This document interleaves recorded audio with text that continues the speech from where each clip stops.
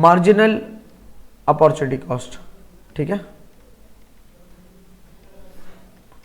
Opportunity cost, ठीक है, MOCB कहलाता है ये। असल यहां पर अपॉर्चुनिटी कॉस्ट का मतलब तो पता है, असल लफ्ज है मार्जिनल, जिसको समझना है आगे भी आता रहेगा ये इकोनॉमिक्स के अंदर। मार्जिनल का मतलब एक इजाफी चेंज की वजह से दूसरा इजाफी चेंज क्या हो रहा है, एक इजाफी चेंज की वजह से दूसरा इजाफी change, that's called marginal. Margin कितना मतलब net profit gross profit margin को अभी जहन में नहीं ले आने से, हालांकि ताल्लुक वो भी रखेगा। मिसाल के तौर पे अगर मैं इतना इनपुट करता हूं, ठीक है ना, इतना इनपुट करता हूं तो आउटपुट इतना निकलता है मिसाल के तौर पे। अगर मैं इनपुट को इतने से बढ़ा देता हूं और आउटपुट अगर मेरा इतने से बढ़ जाता है, ठीक है ना, तो ये जो वाइट कलर है इसका ताल्लुक इस ग्रीन कलर से है। इन दो का आपस में रिलेशन मार्जिनल का है कि एक्स्ट्रा इनपुट से जो एक्स्ट्रा आउटपुट जनरेट हुआ। मसलन समझो, इस बात को समझने के लिए मार्जिनल का लफ्ज समझना इंपॉर्टेंट है, इसलिए बाकायदगी से इसको समझा रहा हूं। दो लेबर मिलके एक दिन में 20 टेबल्स बनाते हैं, छोटे से टेबल्स बनाए 20। अगर एक लेबर, 3 लेबर मिलके टोटल 40 टेबल्स बना रहे हैं, पॉसिबल है, डिवीजन ऑफ लेबर की वजह से स्पेशलाइजेशन क्रिएट होते हैं एंड एवरीथिंग। तो ऑन एवरेज यहां पर आप कहोगे 40 नहीं करते, चलो मैं 39 कर देता हूं। ऑन एवरेज आप कहोगे पहले 20 डिवाइडेड बाय 2 थे, आप कहते हैं ऑन एवरेज एक लेबर 10 टेबल बना रहा है, और फिर 39 टेबल्स बन रही है डिवाइड बाय 3, तो एक लेबर ऑन एवरेज कितनी बना रहे हैं, 13 टेबल्स। लेकिन आप अगर मार्जिनल पूछोगे ना, मार्जिनली हमें एक्स्ट्रा लेबर इनपुट करने से जो कि एक लेबर ऐड किए, तो कितना फर्क आया, 19 चेयर्स का। दिस इज कॉल्ड मार्जिनल, ठीक है ना, एक के इजाफे से फर्क जो आना, that's called marginal change. Clear हो गई? तो इसको अपॉर्चुनिटी कॉस्ट में रहते हुए आप क्या देखोगे आगे, वो मैं इसलिए रफली बताना चाह रहा हूं क्योंकि ताकि वो आगे आए तो फर्स्ट टाइम ना आपके लिए। अपॉर्चुनिटी कॉस्ट में आप देखोगे कि अगर आप मिसाल के तौर पे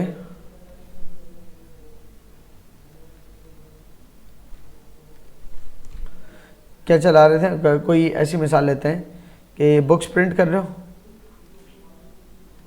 ठीक है ना, बुक्स प्रिंट कर रहे हो और दूसरी तरफ मैगजीन्स प्रिंट कर रहे हो, ठीक है।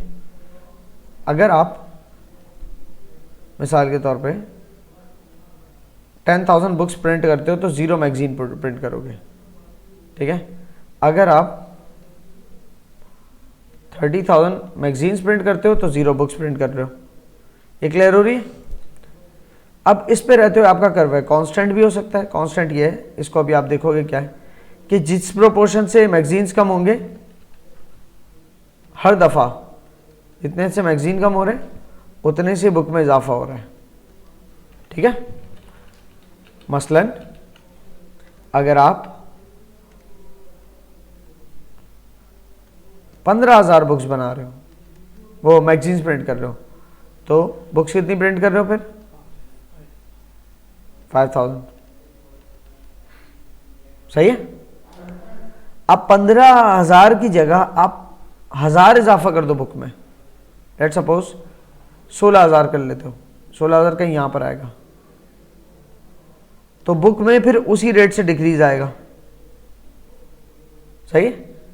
तो ये 1,000 इजाफे से जो जितना कमी आई है ना, कि मिसाल के तौर पे 1,000 बुक्स का इजाफा है तो कितनी कमी आएगी, तो ये तकरीबन 1/3 कर लो, 300 किताबों में कमी आएगी, या 1500 बुक्स में इजाफा हो रहा है, 16,500 बुक्स बना रहे हो, 15,000 की जगह 16,500 बुक्स बना रहे हो, तो उसकी जगह वो मैगजीन्स 16,500 मैगजीन्स बना रहे हो, तो उसकी जगह बुक्स कितनी बनेंगी? 4,500, ठीक है। अगर 30,000 मैगजीन बना रहे हो तो बुक्स कितनी बन रही है? 0। अगर आप मिसाल के तौर पे 0 मैगजीन बना रहे हो तो बुक्स कितनी प्रिंट हो रही है? 10,000। ठीक है ना। तो ये इसमें से अगर मैं 16,000 से लेकर मैं 30,000 मैगजीन्स तक जो गया, उस चेंज की वजह से इसमें जो चेंज आ रहा है वो मार्जिनल चेंज कहलाया। वो एक बुक का भी हो सकता है, 10 बुक्स का भी हो सकता है ना? आप एक स्टेप आप एक तरफ जा रहे हो तो दूसरी तरफ क्या कितना स्टेप्स डाउन हो रहे हो। दिस चेंज एक मार्जिन की वजह से दूसरा जो मार्जिन फर्क आ रहा है, दैट्स कॉल्ड मार्जिनल डिफरेंस। इसको बहुत ज़्यादा अच्छे से मैंने अभी नहीं समझाया, मैं समझता हूँ, लेकिन अभी आप आगे जब समझोगे तो बात कनेक्ट हो जाएगी। मार्जिनल अपॉर्चुनिटी कॉस्ट और मार्जिनल रेट ऑफ ट्रांसफॉर्मेशन, ये दो नाम दिए हुए हैं इसको प्रोडक्शन पॉसिबिलिटी कर्व को समझाते हुए, लेकिन आप अभी मार्जिनल रेट ऑफ ट्रांसफॉर्मेशन को भूल जाओ। मार्जिनल अपॉर्चुनिटी कॉस्ट समझना खाली कि अगर मैं यूनिट कोई प्रोडक्ट ए है, उसके एक एक्स्ट्रा यूनिट प्रोड्यूस करने में प्रोडक्ट बी का कितना लूज करूंगा, that's called marginal opportunity cost of producing A. तो जो लूज कर रहा हूं वो उसको ऊपर रखूंगा, चेंज इन बी ऊपर रखूंगा, डिवाइड बाय चेंज इन ए, क्योंकि आंसर मुझे कॉस्ट में चाहिए ना। जब आंसर कॉस्ट में चाहिए तो ऊपर लॉस रखना है कि मुझे कितना लॉस होगा पर यूनिट ऑफ ए। ठीक है ना, दैट्स द फॉर्मूला। तो मिसाल के तौर पे यूनिट ए जो है वो कोई कैलकुलेटर है, क्या है जो नीचे एक्स एक्सिस पे आपके लेट्स सपोज कैलकुलेटर है, और वाई एक्सिस के ऊपर आपके पास कोई भी दूसरी इलेक्ट्रॉनिक प्रोडक्ट है। मिसाल के तौर पे कोई फिजिकल स्केल है, जो नहीं वो किचन स्केल जो तराजू होते हैं, ठीक है ना, तो वो किचन स्केल है और ये कैलकुलेटर है लेट्स सपोज। तो 1 एक्स्ट्रा यूनिट ऑफ ए के लिए कितना लॉस होगा बी में, this difference is called marginal opportunity cost. ठीक है, अब इसको मैं यहां पर यूं बनाता हूं एक लाइन आपके लिए, जिस लाइन को मैं क्या कहूंगा, लाइन क्या कहलाएगी, प्रोडक्शन पॉसिबिलिटी कर्व। ठीक है ना, ये प्रोडक्शन पॉसिबिलिटी कर्व है। मैं कह रहा हूं कि एक मेरे पास प्रोडक्शन पॉसिबिलिटी ये है, ठीक है, जिसमें लेट्स सपोज 300 किचन स्किल्स बना सकता हूं, तो फिर मेरे पास कैलकुलेटर जो है ना वो लेट्स सपोज 300 से यहाँ पर है मिसाल के तौर पे 800 कैलकुलेटर बन सकते हैं। अगर 300 किचन स्केल बनाऊंगा 800 कैलकुलेटर बन सकते हैं। अगर मैं 600 किचन स्केल्स बना रहा हूँ तो मिसाल तौर पे 0 कैलकुलेटर बन रहे हैं। ठीक है, और अगर 0 किचन स्केल बना रहा हूँ तो लेट्स सपोज 1600 किचन स्केल बन रहे हैं। ठीक है, अब मेरे पास एक ऑल्टरनेटिव है, ये इस पॉइंट को मैं कहता हूँ पॉइंट एक्स। ठीक है ना, एक ऑल्टरनेटिव क्या है, ऑल्टरनेटिव मतलब पॉसिबिलिटी ऑफ, मतलब एक चॉइस कि हम इस कॉम्बिनेशन में बना सकते हैं। तो एक कॉम्बिनेशन मेरे पास ये है कि मैं बी के जो कि मेरा किचन स्केल है उसके यूनिट्स बनाऊँ 300, और ए के जो कि मेरा कैलकुलेटर है उसके बनाऊँ मैं 800 यूनिट्स। ठीक है ना, एक ऑल्टरनेटिव एक्स है ये। अगर मैं ऑल्टरनेटिव वाई पे जाता हूँ, ऑल्टरनेटिव वाई मैं कह रहा हूँ ये है 1200। ठीक है, तो 1200 यूनिट्स ऑफ ए, तो उसमें कितनी कमी आ रही है, 150। ठीक है, तो चेंज ये वाला चेंज जो है मेरा बेनिफिट का है, और ये वाला चेंज का लॉस इन प्रोडक्शन। सही ना, ये वाला गेन इन प्रोडक्शन है और ये वाला चेंज लॉस इन प्रोडक्शन है। तो जो लॉस हो रहा है मेरा वो ऊपर रखूंगा मैं, कितने से लॉस हो रहा है, 150 यूनिट का। ठीक है ना, और उसकी वजह से गेन कितना हो रहा है, 400 का। तो मेरी marginal opportunity cost of making extra 400 calculators क्या है, 150 यूनिट्स ऑफ किचन स्केल। ठीक है ना, और उसको जब मैं डिवाइड करूंगा तो द आंसर विल कम 15/4 आएगा, 15/40 आएगा, उसके बाद 5 3 और 5 8। ठीक है ना, 3/8। तो मार्जिनल अपॉर्चुनिटी कॉस्ट क्या हुई, हर 8 कैलकुलेटर के बदले 3 किचन स्केल का लॉस। दैट्स कॉल्ड मार्क के हर इतने के बदले उतने का जो लॉस है, दैट्स कॉल्ड। तो लॉस ऊपर रखा, लेकिन ये लॉस इन प्रोडक्शन, क्योंकि आंसर में लॉस में है ना, ठीक है।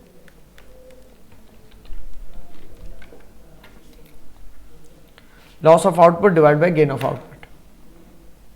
इसको अब आप मिसाल से पढ़ेंगे ना तो समझ में आ जाएगा कि एक बिजनेस है जो अपनी फुल कैपेसिटी अगर बर्गर्स बनाने में लगा देता है, अपने एफओपी सारे बर्गर्स बनाने में लगा देता है, तो 1000 बर्गर्स पर डे प्रोड्यूस कर सकता है।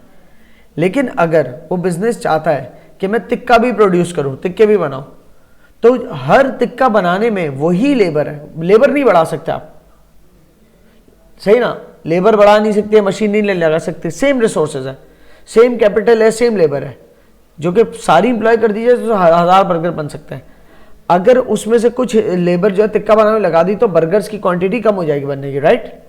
उसकी इसने अपॉर्चुनिटी कॉस्ट निकाली नीचे, मार्जिनल अपॉर्चुनिटी कॉस्ट। क्या कह रहे, say the business decides to produce 10 tikka.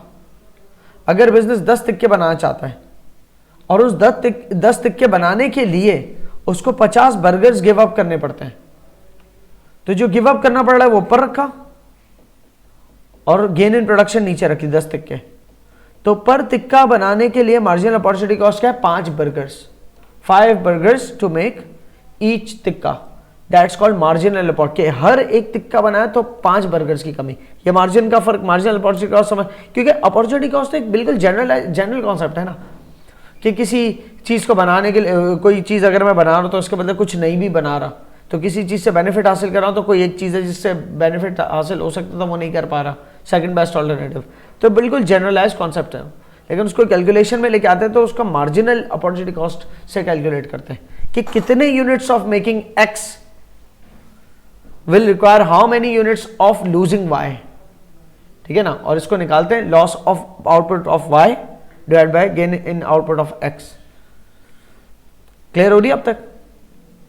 Marginal opportunity cost की 3 शक्ल, ये प्रोडक्शन पॉसिबिलिटी कर्व की 3 शक्लें हैं। ये मैं दिखा तो रहा हूं, अभी थोड़ा समझाने की कोशिश भी करूंगा, ठीक है, लेकिन इवेंचुअली मैं बाद में दोबारा इसमें आऊंगा, अभी नहीं समझाना चाह रहा, अभी मैं बेसिक रखना चाह रहा हूं, ठीक है, क्योंकि जब ये समझोगे तो फिर वो समझ लोगे। इसकी एग्जांपल, अब प्रोडक्शन पॉसिबिलिटी कर्व को आप एक एग्जांपल से समझो। सियाल स्पोर्ट्स, ठीक है ना, एक स्पोर्ट्स की कंपनी है, वो सियालकोट में बेस्ड होगी, producer of shoes and footballs. Sports shoes होंगे ये कोई यकीनन, चलो खैर, शूज और फुटबॉल्स बनाते हैं, has various possible production scenarios, अलग अलग सिनेरियोज इनके पास प्रोडक्शन के। The business has a constraint, अलग अलग सिनेरियोज है प्रोडक्शन के, वो नीचे बता रहे हैं ABCDE, ये अलग अलग सिनेरियोज है, अलग अलग कॉम्बिनेशन है जिसमें प्रोड्यूस कर सकते हैं दोनों चीजें। बिजनेस के पास कॉन्स्ट्रेंट क्या है, जगह बहुत है, लेकिन इनके पास लेबर एक कॉन्स्ट्रेंट है, लेबर एक लिमिटिंग फैक्टर है। फैक्टर्स ऑफ प्रोडक्शन में से जो लेबर है वो लिमिटिंग है, वो सारी अगर एक तरफ लगा दी तो दूसरी तरफ कुछ भी नहीं बनेगा, या कुछ हिस्सा शूज को बनाने में लगा तो फुटबॉल बनाने के लिए कम लेबर बचेगी, ठीक है, इस तरह से। तो इस क्योंकि लेबर लिमिटेड है तो ऑल्टरनेटिव जिसके पास प्रोडक्शन के ना वो A से लेकर E तक है।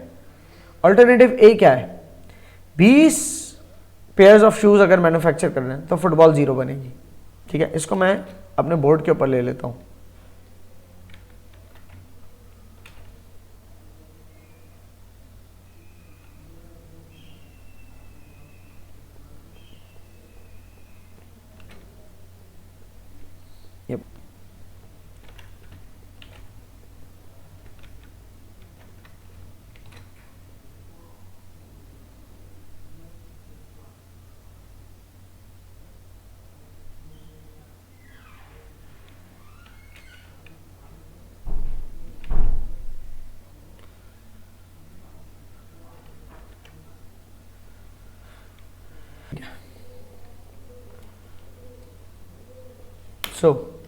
आपका जो अपना एयर सियाल कह रहा हूँ, असल में एयर सियाल एक कंपनी है, सियाल स्पोर्ट्स जो है, ठीक है, उसके पास जो अल्टरनेटिव्स हैं वो आपके A से लेकर E तक के हैं।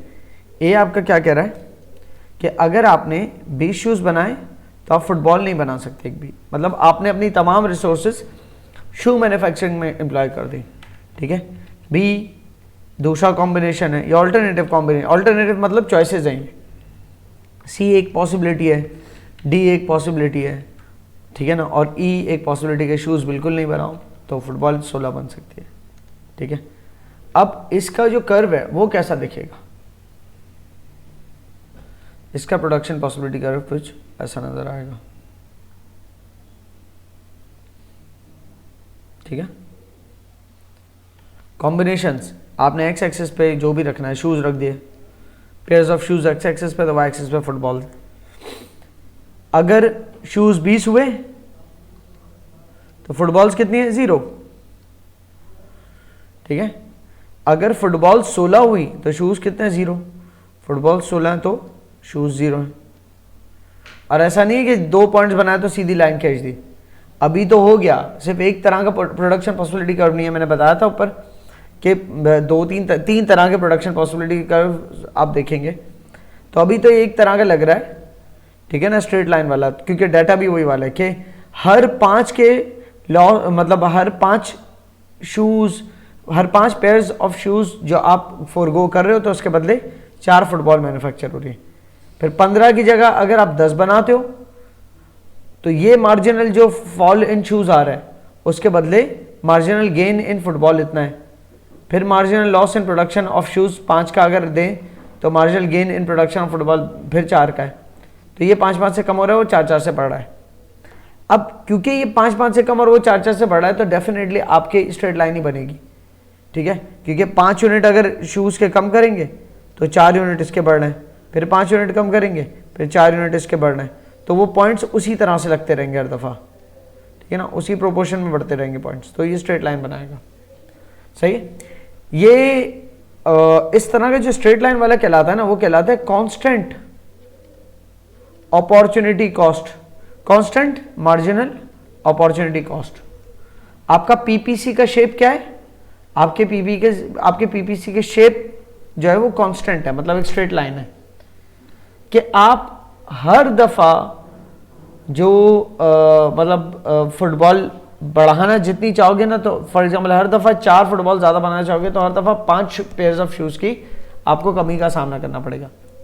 ठीक है ना, अगर ये थोड़ा फर्क होता है डाटा में कि पहली दफा, मतलब पहला ऑल्टरनेटिव है कि 20 पेयर्स ऑफ शूज बन रहे हैं लेकिन फुटबॉल 0 बन रही है, फिर 4 फुटबॉल बनाने के लिए सिर्फ 1 पेयर ऑफ शू को कम करना पड़ा, फिर मजीद 4 फुटबॉल बनाने के लिए 6 पेयर्स ऑफ शूज कम करने पड़े, फिर मजीद 4 के लिए 10 पेयर्स ऑफ शूज कम करने पड़े। ऐसा भी तो हो सकता था।